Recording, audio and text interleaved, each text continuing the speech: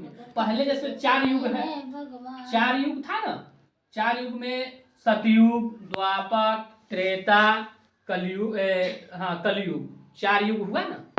4 युग जैसे सतयुग का कितना आयु था आपको धनंजय बाबू बताए थे वहां घर पे, 17,28,000 वर्ष सतयुग का आयु। त्रेता का आयु कितना था, 12,96,000 वर्ष। द्वापर का आयु कितना आया, 8,64,000 वर्ष। और कलयुग का आयु है 4,32,000 वर्ष। अभी 5,000 तो न्यूनतम गया है, 5,000 गया है, अभी बहुत बाकी है। इसलिए इतना पाप आचरण होगा, इतना मारपीट होगा, भाई भाई में, बाप बेटा को नहीं देख चाहेगा, माँ बेटा में झगड़ा हो ही रहा है अभी, तामसी के कारण ही हो रहा है, शराब के कारण। बताइए, शराब पे भी एक प्रसंग है, कहा जाएगा कि शराब एक है, बता दें, कह दें मुखिया जी, शराब पीने से 4 मुख्य फायदा है, बताए थे ना 4 मुख्य फायदा।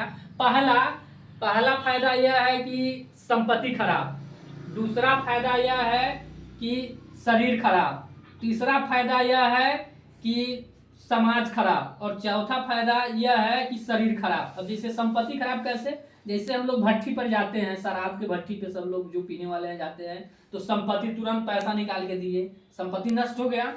दूसरा फायदा कि उसको लेकर के पिएंगे, समय खराब।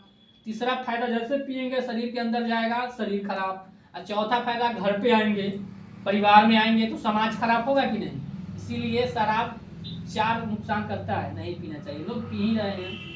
अच्छा, रामचरितमानस का एक और प्रसंग है जो अयोध्या कांड नहीं है। श्री अयोध्या कांड महाराज जो है, ये तो मनुष्य के युवाओं को हृदय, ये बड़े बड़े ऋषि लोग कहे हुए हैं कि अयोध्या कांड है श्री रामचरितमानस का हृदय है, रामायण का रामचरितमानस का हृदय है अयोध्या कांड। ये मनुष्य को युवा अवस्था को संचित करने वाला अयोध्या कांड है कि कैसे किस अवस्था में विवाह हो रहा है और किस अवस्था में किस परिवार में रहा जाता है और कैसे समाज में क्या सीख, छोटे बड़ों का कैसे स्वभाव किया जाता है, आदर भाव किया जाता है, ये अयोध्या कांड में है। और अयोध्या कांड में यह भी है कि हम लोग को जानकारी के अभाव के कारण अभी भी कैकेयी मैया को हम लोग दोष ठहराते हैं कि कैकेयी मैया के कारण प्रभु श्री राम जी का वनवास हुआ। नहीं, गलत, ये सब हटा दीजिए दिमाग से।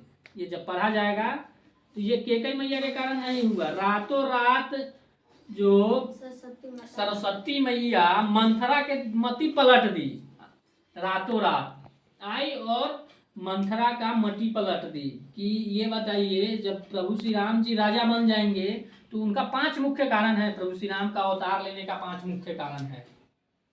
पहला कारण तो था मनु शत्रुपा जी का, दूसरा कारण जलंधर और तुलसी जी का, ये भी पिछले वाले में प्रसंग में बताए थे।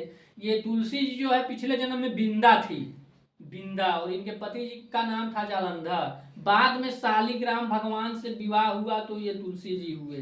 तो उसी समय भगवान बोले नारायण कि जब कोई भी हमारे भोजन में, जब हमारा भोग लगाओगे, जिस भोजन में अगर तुलसी माला नहीं आएगा, तुलसी पात्र नहीं आएगा, वो भोजन मैं स्वीकार नहीं करूंगा। स्वीकार नहीं किए, इसलिए कि ये इनके बिंदा के पति को छल से भगवान मार दिए। उसी के लिए प्रभु बोले कि हम जब भी भोजन हमारा कोई भी भोग लगाएगा उसमें तुलसी जी का पत्ता होना चाहिए। तो ध्यान रहे, अगर हम लोग भगवान का भी भोजन लगाना चाहेंगे, भोग लगाना चाहेंगे, तो उसमें थोड़ा सा तुलसी जी का पत्ता लगा दीजिएगा तो भगवान तुरंत स्वीकार कर लेंगे। अभी भी कलयुग में ये बोले हुए हैं, राम कृष्ण परमहंस बोले हुए हैं, ध्यान दीजिएगा धनंजय जी, कि मात्र 3 दिन में भगवान दर्शन दे देंगे कलयुग में। केवल अगर मन क्रम वचन छारी चतुराई भजत कृपा करी है रघुराई, 3 दिन मात्र। वो रामकृष्ण परमहंस को जाने होंगे, देखते सुने होंगे, वो परमहंस मतलब भगवान से डायरेक्ट बात करने वाले, वो बोले कि मात्र 3 दिन में कलयुग में। सतयुग जो था 10-10 हजार वर्ष लोग तप करते थे, त्रेता में यज्ञ करते थे, उसके बाद द्वापर में पूजा करते थे, कलयुग केवल नाम ही है। 3 दिन तक अगर जो निर्मल मन जन सो मोहि पावा, मोहे छल कपट छिद्र न भावा, ये इसका अर्थ समझ रहे हैं ना धनंजय जी। निर्मल मन जन सो मोहि पावा, वो पाया हुआ है पहले से, कौन, जिसका मन निर्मल है।